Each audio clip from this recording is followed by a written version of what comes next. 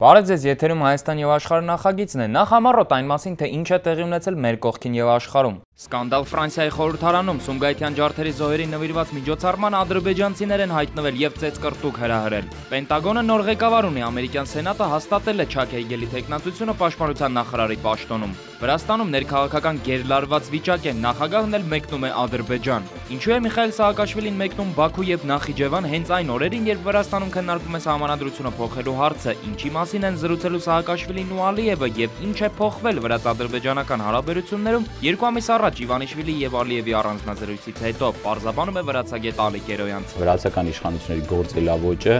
ըստ էության պետք է որ ձեռք չտա ադրբեջանական կողմին։ Ֆրանսիայի ազգային ժողովի շենքում բախվել են հայերն ու ադրբեջանցիները։ Սումգայիթյան ջարդերի 25-րդ տարելիցի կապակցությամբ կազմակերպած միջոցառմանը ներխուժել են մի խումբ ադրբեջանցիներ եւ փորձել են խափանել այն։ Միջոցառումը կազմակերպել էր ֆրանսիացի падգամավոր Ֆրանսուଆ Ռոշեբլոունը։ Ադրբեջանցիները հրաժարվել են մյուսների հետ ոտքի կանգնել եւ հարգել Սումգայիթյան ջարդերի զոհերի հիշատակը։ Միջոցառման կազմակերպիչները փորձել են կարգի հրավիրել ադրբեջանցիներին, որոնք էլ ծեծկռտուք են հրահրել։ Ադրբեջանցի երկու ուսանողների իրականացրած սադրանքը նախօրոք մշակված էր Ֆրանսիայի խորհրդարանում Սումգայիթյան կոտորածների 25-ամյակի առիթով կազմակերպած միջոցառման ավարտին։ Զոհերի հիշատակը մեկ րոպե լռությամբ հարգելու ժամանակ երկու ադրբեջանցիներ հրաժարվել են ոտքի կանգնել։ Ֆրանսիայի Հայդատի գրասենյակի ղեկավար Հրաչ Վարժապետյանը որպես միջոցառման կազմակերպիչ փորձել է կարգի հրավիրել նրանց։ Ադրբեջանցիները պատասխանել են հայ-հոյ հանքներով եւ հարձակվել Վարժապետյանի վրա։ Ես իբրև օրվան գազագերբիչ հանձնախումբի պատասխանատու իբրև Ֆրանսիայի Հայդատի ղեկավար մոտեցա եւ ըսկաստության հրավիրեցի այս զույգ ազերիները, որոնք փորձեցին հարվածել, որոնց միտումը նաև խանգարել էր այս նախաձեռնությունը։ Վարժապետյանի խոսքով դեպքից մի քանի րոպե անց դեպքի վայրում է հայտնվել Ֆրանսիայում Ադրբեջանի դեսպանը։ Ընդամենը մի քանի րոպե էր պահանջվել նաև ադրբեջանական լրատվամիջոցներին տեղի ունեցածը որպես ադրբեջանցիների վրա հայերի հարձակում ներկայացնելու համար։ Հատկապես ազերիական գայքեչերը իրենց հատուկ վարքագիծով գործեն ապատեղեկատվություն տարածել, ասելու համար, որ մեծ խոշտանկումի ենթարկված են իրենց երկու քաղաքացիները եւ փոխադրված են հիվանդանոց։ Սադրանքի նման արագ արձագանքելը զարմացրել է միջոցառման կազմակերպիչներին ու ֆրանսիացի падգամավորներին։ Բոլորն էլ համոզվել են, որ սադրանքը պետականորեն ծրագրված էր։ Սա կնշանակի, որ այդ գարտ ժամանակամիջոցին, մանավանդ Փարիզի նման մեծ քաղաքի մեջ անհնար է այդքան արագությամբ հասնել դեպքի վայր։ Ադրբեջանական սադրանքի եւ երկու ուսանողների անվայելուչ պահվածքի առիթով Ֆրանսիայի Հայդատի գրասենյակը դիմել է իրավապահ մարմիններին, հարուցվել է քրեական գործ, բայց սա ամենը չէ։ Հրաչ Վարժապետյանի խոսքով վաղը Փարիզում Ադրբեջանի դեսպանատան մոտ հայկական կառույցները բողոքի ցույց են կազմակերպելու։ Դավիթ Սարգսյան, Arnews։ Ադրբեջանը շարունակում է խեղաթյուրել պետականորեն կազմակերպված խոշտանգումների եւ սպանությունների փաստերը, եւ հենց այս օրերին է ամբողջ աշխարհին փորձում համոզել, որ ամեն ինչում հայերն են մեղավոր։ Փորձելով կոծկել սեփական հանցանքները, ամեն տարի Սումգայիթի սպանությունների տարելիցին Բաքուն հակահայկական աղմուկ է բարձրացնում, փորձելով շփոթեցնել միջազգային հանրությանը։ Սումգայիթյան ջարդերի 25-րդ տարելիցի կապակցությամբ ադրբեջանական քաղաքում սպանված հայերի հարազատների վստահված անձը այսօր նոր փաստաթղթեր են ներկայացրել ու խոսել ջարդերի մասին։ Թեմայի շուրջ կազմակերպվել է կլոր սեղան քննարկում։ Սումգայիթում հայերի զանգվածային ջարդերը ինքնաբուխ ակցիա չէին, դրանք նախապես կազմակերպված էին եւ ուղղորդողը խորհրդային իշխանություններ։ 1988 թվականի փետրվարի 14-ին, երբ Ստեփանակերտում սկսվեցին առաջին ցույցերը, Բաքվում հայտարարեցին, որ 100,000 ադրբեջանցիներ պատրաստ են մտնել Ստեփանակերտ եւ այսպես ասած կարգ ու կանոն հաստատել։ Փետրվարի 26-ին, երբ հանդիպում տեղ ունեցավ Սիլվա Կապետիկյանի եւ Զորի Բալայանի հետ, Միխայիլ Գորբաչովը հայտարարեց, որ դուք ինչ չեք մտածում Բաքվում 207,000 հայերի մասին։ Դեպքերի վերաբերյալ քրեական գործ է հարուցվել 26 մարդու սպանության մեղադրանքով, սակայն իրականում զոհերի թիվը շատ ավելի մեծ է եղել։ Բազմաթիվ հայեր սպանվել են քաղաք մտնելու կամ դուրս գալու ճանապարհին։ Հատկանշական է, որ միայն փետրվարի 29-ին Սումգայիթ մտած խորհրդային զորքն անզեն էր եւ չէր միջամտում։ Ներքին զորքերին տրված չմիջամտելու ցուցումի մասին է վկայում այն, որ զոհերից 10-ը սպանվել են, երբ արդեն քաղաք էին մտել ներքին զորքերը։ Մահվան վկայականների այդ գրանցման համարներով բանով ես ապացուցել եմ, որ 100-ից ավել սպանված կա։ 100-ից ավել։ Հարուցված քրեական գործով գնդակահարության է դատապարտվել միայն 1 մարդ, ձերբակալված ոճրագործները հետո ազատ են արձակվել։ Խորհրդային դատարանը Սումգայիթյան դեպքերը որակել է որպես խուլիգանություն։ Լարիսա Ալավերդյանի խոսքով Ադրբեջանը աշխարհում թերևս միակ պետությունն է, որտեղ հակաէթնիկ քարոզչությունը կատարվում է բացահայտ։ Նրա կարծիքով Սումգայիթում հայերի ջարդերի դատապարտման համար մենք նախ եւ առաջ պետք է քայլեր ձեռնարկենք Հայաստանում։ Սումգայիթում իրենց մահը վայրագության արդյունքում գտած մարդիկ չունեն որևէ մի հատուկ կարգավիճակ։ Նրանք, եթե վերցնենք իրավաբանական լեզվով, ուղղակի մահացել են։ Կա նաև հակառակ կարծիքը, որ Սումգայիթյան ջարդերը դատապարտվել են ճիշտ ժամանակին, 1988-ին։ Մեր կողմից գնահատականները տրվել են ճիշտ ժամանակին, այսինքն 88, 89, 90 թվականներին։ Ես գտնում եմ, որ պետք է խոսք գնա Ադրբեջանի տարածքում հայերի ցեղասպանության մասին, իսկ Սումգայիթը, Բաքուն, Կիրովաբադը դա այդ մեծ շղթայի օղակներն են։ Ադրբեջանը ամենուր հնչեցնում է Խոջալույի կեղծված ցեղասպանության փաստը եւ փորձում համեմատության մեջ դնել Սումգայիթի հետ։ Սակայն Սումգայիթը խաղաղ քաղաք էր պատերազմից հեռու, այնինչ Խոջալույից անընդհատ ռմբակոծվում էր Ստեփանակերտը։ Պաշտոնական Բաքուն խաղաղ բնակչությանը դիտավորյալ տեղափոխում էր Խոջալու մարդկանց որպես կենդանի վահան օգտագործելու համար։ Ադրբեջանը գիտակցում էր, որ Խոջալույի կրակակետերի լռեցումը հայերի համար առաջնային խնդիր էր։ Վարդան Գալստյան, Միքայել Թումանյան, Arnews։ Վրաստանի նախագահը այսօր մեկնում է Ադրբեջան, այցի ընթացքում Սաակաշվիլին կայցելի նաև Նախիջևանի ինքնավար հանրապետություն։ Նախատեսվում է, որ Նախիջևանում Միխայիլ Սաակաշվիլին մի շարք պաշտոնական հանդիպումներ կանցկացնի, կհանդիպի նաև ինքնավար հանրապետության առաջնորդի հետ։ Սաակաշվիլի այցը եւ հատկապես դրա ժամկետը շատ հարցեր է առաջացնում։ Վրաստանում ներքաղաքական լարված վիճակ է, խոսվում է նույնիսկ սահմանադրությունը փոփոխության ենթարկելու մասին։ Սաակաշվիլին ամեն օր ավելի է կորցնում իշխանությունը։ Նման պայմաններում նախագահի այցեր սովորաբար չեն լինում։ Ինչու հիմա ու ինչու է Վրաստանում տեղի ունեցած փաստացի իշխանափոխությունը այդքան մտահոգել Ադրբեջանին։ Այս մասին ենք խոսելու իմ զրուցակիցը վրացագետ Ալիկ Երոյանցն է։ Բարև ձեզ, պարոն Երոյանց։ Եվ այսպես Միխայիլ Սաակաշվիլին մեկնում է Բաքու մի այնպիսի վիճակում, երբ սովորաբար տենց բան չեն անում, էլի, երբ երկրում նման խառը վիճակ է, նման այցեր, չգիտեմ, նախորդը ես չգիտեմ մեկ էլ երբ է եղել։ Այսինքն ինչ որ շատ հրատապ բան, հա, երևի կա, թե ես սխալ եմ հասկանում, ինչու է հիմա մեկնում եւ ինչ է քննարկելու Ալիևի հետ։ Կարծում եմ հենց այս մեկնումը որոշ չափով կապված է նաև ներքաղաքական զարգացումների հետ, քանի որ ինչպես երևում է, այս լարվածությունը գնալով ավելի է սրվելու եւ երկար կտևի, այսինքն մինչեւ հոկտեմբեր նախագահական ընտրությունները եւ եթե այս կտրվածքով նայենք, դժվար թե նա բոլոր իր արտերկրայցերը, հա, դնի մի կողմ, չայցելի այդ երկրները։ Այս դարձել է սովորական բան, հա, իրենց երկրում անընդհատ իրար ոչ թե սովորական, ուղղակի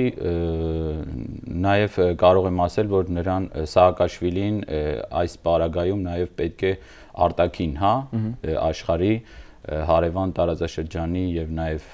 ամբողջ աշխարհի տարբեր որտեղ աջակցությունն է փնտրում եւ երևի թե Ադրբեջանը այն երկրներից մեկն է, որտեղ նա իհարկե կարող է ստանալ այդ աջակցությունը, քանի որ գիտեք Ադրբեջանը խոշոր առևտրային գործընկեր է հանդիսանում եւ հենց Սաակաշվիլի կառավարությունն է Ադրբեջանի հետ։ Այո, էներգետիկ բնագավառում գիտեք մենաշնորհ ունի Ադրբեջանը, վառելիքի բնագավառում եւ ինչն է այստեղ, որ Սաակաշվիլին իր այս ներքին հարցերում ասելով նկատի ունեմ որպես հեղինակություն, իր հեղինակությունը պահելու, որպեսզի նա ավելի վստահ, հա, իր հայտարարություններով հանդես գա, նաև արտաքին աշխարհի աջակցությունն է պետք այս առումով եւ կարծում եմ տարածաշրջանում նրան այդ հարցում գլխավոր շատ կարող են, հա, օգտակար լինեն Թուրքիան եւ Ադրբեջանը, ինչպես գիտեք իր կուսակցության իշխանության օրոք այս 8 տարիների ընթացքում նա մեծապես խրախուսել է ադրբեջանական թուրքական ներդրումները։ Դրան նպաստեց նաև Ռուսաստանի հետ հարաբերությունները փչացնելը։ Իհարկե դրանք բոլորը փոխկապակցված են եւ արդեն ներկայիս իշխանությունները Իվանիշվիլի գլխավորությամբ գիտեք, այն բանից հետո երբ հայտարարեց Ռուսաստանի հետ հարաբերությունների բարելավման անհրաժեշտության մասին, տագնապ սկսվեց։ Այո, Ադրբեջանում տագնապ սկսվեց, բավականին քննադատական այնտեղից հայտարարություններ հնչեցին, քանի որ նույն Վրաստանի իշխանությունները մի քանի անգամ հայտարարեցին բարձրաստիճան պաշտոնյաները, որ էներգետիկ բնագավառում Ադրբեջանին պետք է այլընտրանք գտնեն եւ այդ այլընտրանքը դիտում են որպես այլընտրանք դիտում են Ռուսաստանին, ռուսական կողմին եւ սա իհարկե մեծապես վրդովեցնում է ադրբեջանական կողմին։ Տպավորություն է, որ Սաակաշվիլին գնացել է Բաքու գործող հարաբերությունները փրկելու համար, հա, այսինքն մոտավորապես սա է, հա, տեղի։ Կարելի է այդպես էլ բնութագրել, քանի որ գիտեք Իվանիշվիլին Բաքու մեկնելուց առաջ ոչ ի նպաստ Ադրբեջանի, հա, հայտարարություններ արեց կապված նույն երկաթգծի հետ, այսինքն Բաքու Ախալքալակ կարս, ինչպես նաև աբխազական երկաթուղի, որը իհարկե չի բխում Ադրբեջանի շահերից, թեև այնտեղ հետո այցելության ժամանակ իր հայտարարություններից կարծես հետ կանգնեց, բայց միևնույնն է, այդ մեսիջները հասան Ադրբեջանին։ Այսինքն Ադրբեջանին բացահայտ ձեռնտու չի այն կառավարությունը, որը հիմա կա, հա, Իվանիշվիլիի։ Կարծում եմ, քանի որ մինչ այս, հա, ընտրություններից հետո ընկած ժամանակահատվածը մինչ այսօր վրացական իշխանությունների գործելավոճը ըստ էության պետք է որ ձեռք չտա ադրբեջանական կողմին եւ Սաակաշվիլին նույնպես նրա թիմի անդամները նույնպես այսինքն արդեն ընդդիմություն անցած կուսակցության ուրեմն վերին էշելոններում հա կանգնած անդամները բազմիցս հայտարարել են, որ այսպիսով վրացական իշխանությունների գործելավոճը այսպիսով կվնասի վրաց-ադրբեջանական հարաբերություններին, նաև արձագանքներ եղան Ադրբեջանից եւ կարծում եմ, որ Սաակաշվիլին հենց փորձում է այդ աջակցությունը ստանալու միևնույն ժամանակ համոզել ադրբեջանական կողմի Բաքվին, որ նա կարծես փորձում է եւ ամեն ինչ անում է, որ փրկի այդ հարաբերությունները եւ կարգավորի, թեև չեմ կարծում, որ ներկայիս իշխանությունների ինչպես են անելու, որովհետեւ այնպիսի տպավորություն է, որ ամեն օր իշխանությունը ոտքի տակից գնում է Սաակաշվիլի։ Ոնց է դա անելու։ Վերջիվերջո իշխանությունը փաստացի Իվանիշվիլի ներկայիս իշխանությունները փորձում է իր լծակները հա օգտագործել նույն Սաակաշվիլի դեմ իր արդեն ընդդիմադիր կուսակցության դեմ փորձելով նախկինում հա նրանց կողմից կամ որոշ պաշտոնյաների կողմից կատարված չարաշահումների անօրենությունները ջրիերես սփռելով եւ Սաակաշվիլին ամեն կերպ փորձում է շեղել այս վիճակը, փորձել արտահանալ, Ռուսաստանի հետ են մերձենում դա վտանգավոր է։ Այո, դա նույն նորից նա հայտարարություն է արել, գիտեք, գինու եւ ուրեմն վրացական գինու եւ հանքային ջրերի դեպի ռուսական շուկա վերադարձման այս գործընթացում, երբ Վրաստան են ժամանել ռուս մասնագետները ուսումնասիրելու որակը, հա, այս ապրանքատեսակների եւ նա հայտարարում է, թե դրանք կարծես ռևիզորներ են, եկել են մենք մեր իշխանություններն, հա, վիրավորական արտահայտություններ են, ինչից իհարկե ամեն կերպ փորձում են վանայրացրել է, հա, այդ պետական Ռուսաստանի պետական սանիտարական տեսչության պետին, որն էլ հայտարարությամբ է հանդես եկել, որ եթե Վրաստանի այդ պաշտոնյաները չդադարեցնեն իրենց այդ հեգնական եւ իրենց գործունեությունը, այո, ծաղրելի այդ արտահայտությունները անելը նրանք հետ կկանգնեն իրենց որոշումից եւ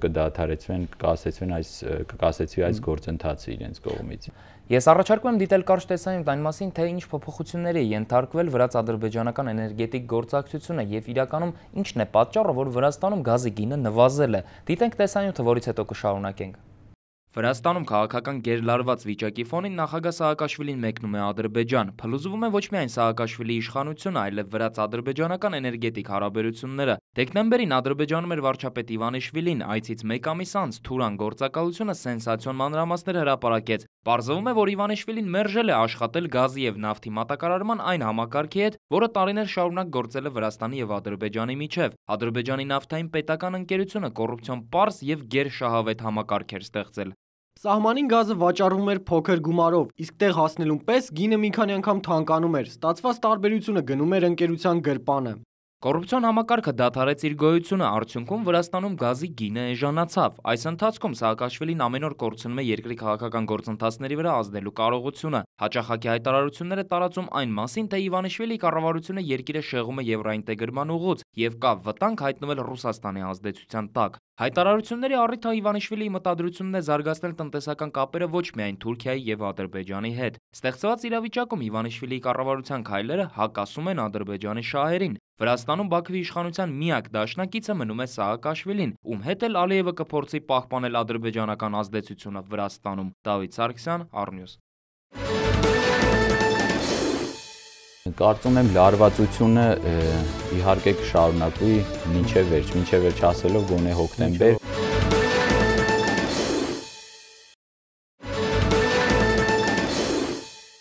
Լավ, հիմա Ադրբեջանի հետ Վրաստանի էներգետիկ գործակցությունը, որը նաև ուղղակիորեն նաև մեր հետ է,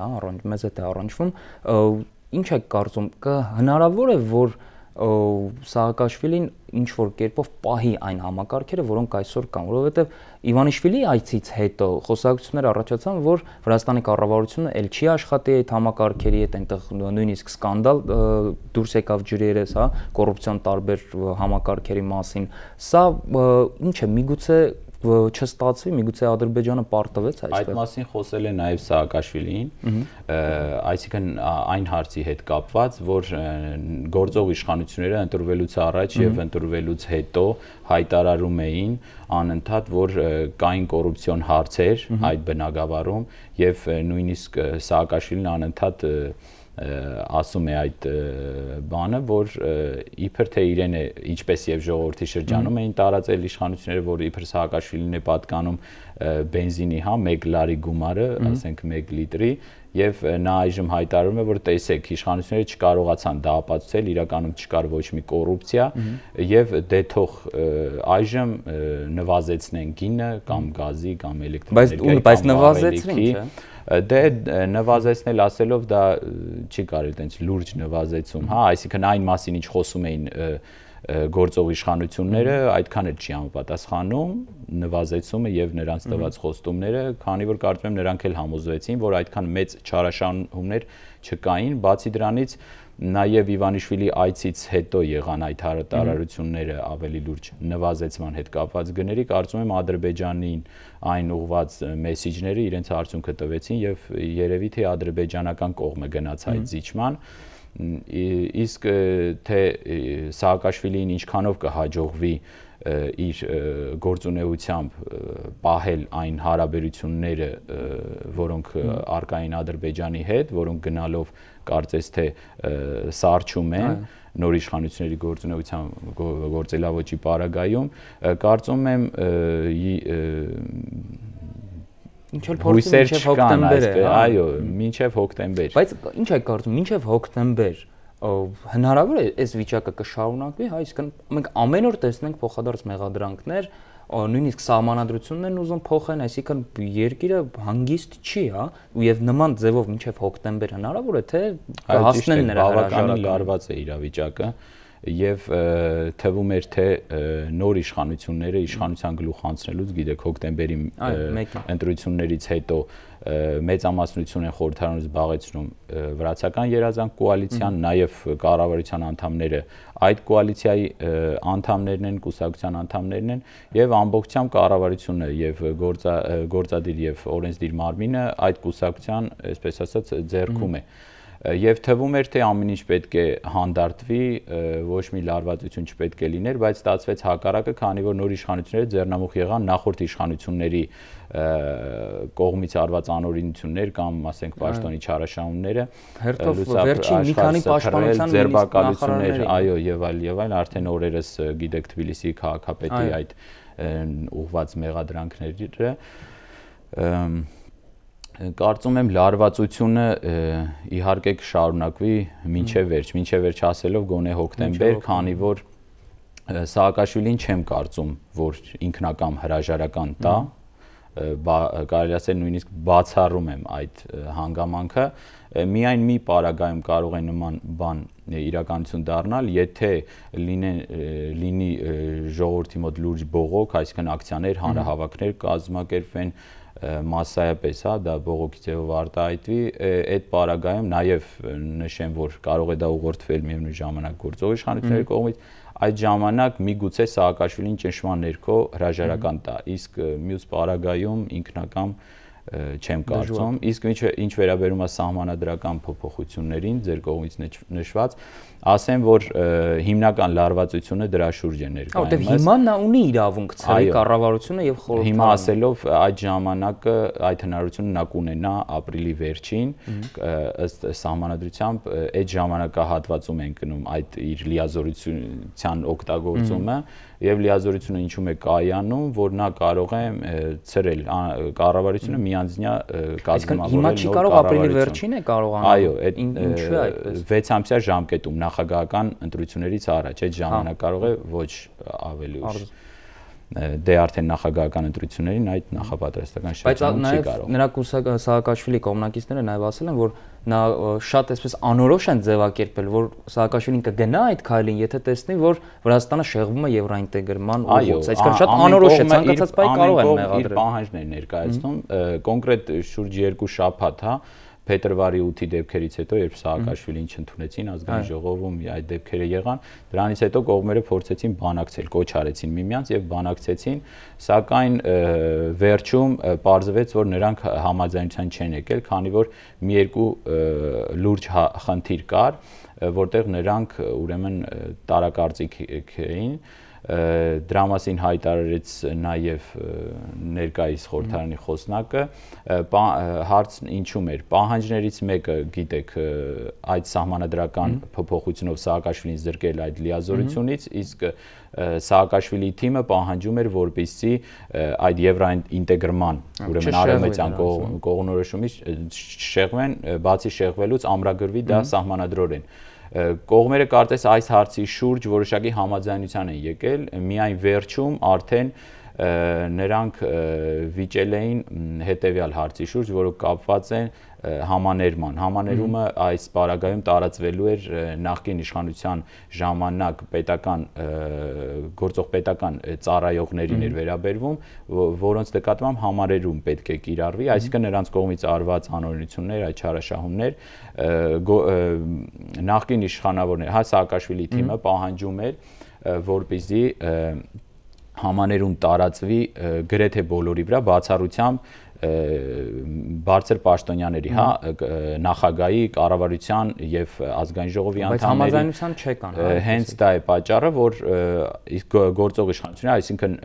արդեն մեծամասնությունը ազգային ժողովի դեմ է դրան արտահայտվել, իր կարծիքը արտահայտելով, որ պետք է համաներումը տարածվի բոլորի վրա, այսինքն բոլորի վրա ասելով բացի ստորին օղակներից, նաև միջին օղակների վրա։ Բարի, դե շնորհակալություն ձեզ հետաքրքիր զրույցի համար, տեսնենք ինչ կլինի։ Շնորհակալություն։ Ամերիկյան Սենատը 58 կողմ 41 դեմ ձայներով պաշտպանության նախարարի պաշտոնում հաստատեց Չակ Հեյգելին։ 66-ամյա Հեյգելի նշանակումը դեմ են եղել հիմնականում նրա կուսակիցները, որոնց դուր չի գալիս գործընկերոջ մեղմ դիրքորոշումը Իրանի եւ ավելի խիստ դիրքորոշումը Իսրայելի հարցում։ Նորանշանակ պաշտպանության նախարարի կարծիքով Ամերիկան չափից ավելի սերտ կապերի մեջ է հրեական պետության հետ, իսկ Իրանի պարագայում նա բանակցային գործընթացը գերադասում է ռազմական գործողություններից եւ նոր պատժամիջոցներից։ Չակ Հեյգելը ծառայել է ցամաքային զորքերում եւ 2 անգամ վիրավորվել Վիետնամում։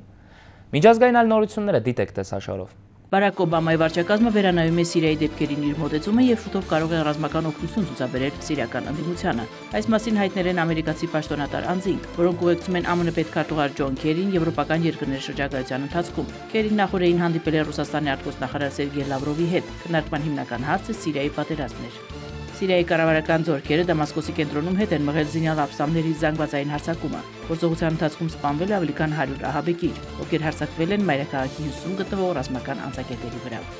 Գերմանիա կատարած այցի ժամանակ ԱՄՆ պետքարտուղար Ջոն Քերին հանդիպել է նաև Բերլինի ուսանողների հետ եւ արել շատ հետաքրքիր հայտարարություն։ Նա պարտավորվել է ապահովել հիմար Երևանու ամերիկացիների իրավունքը։ Քերին հայտարարել է, որ յուրաքանչյուր ամերիկացի իրավունք ունի հիմար ձևանալ, եթե այդպես է ցանկանում։ Ըստ պետքարտուղարի դա ԱՄՆ-ում գործող ազատության անբաժանելի մասն է եւ երկրի արժանինքներից մեկը, ինչի համար արժե պայքարել։ Մեր կողքին եւ աշխարհում տեղի ունեցող իրադարձություններն այսօր այսքանն էին, ցտեսություն։